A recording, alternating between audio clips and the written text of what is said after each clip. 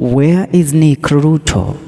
Kenyans all over the social media express their concerns on the whereabouts of the president's firstborn son, Nick Ruto. We all know that in the run-up to the 2022 general election, the country's political bigwigs paraded their families in search for votes.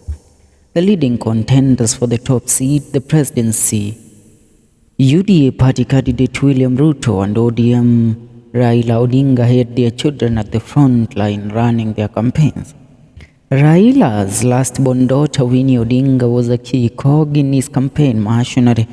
Then there was Raila Odinga Jr.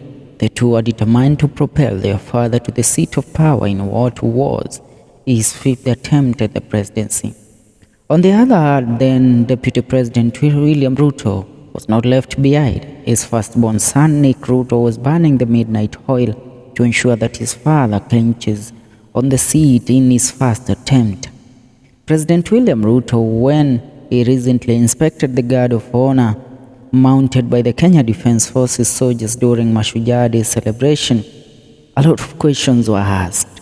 Indeed, God heard his prayer, and Ruto became the country's fifth president after a fierce battle with the former Prime Minister. But almost 1 year later, Nick, a lawyer by profession and an advocate of the High Court, has literally gone missing in action. Ordinarily, as the eldest son in the first family, many would have expected to be on the limelight, but that has never been the case. Given the publicity that comes with being a member of the first family, Nick has managed this perfectly well.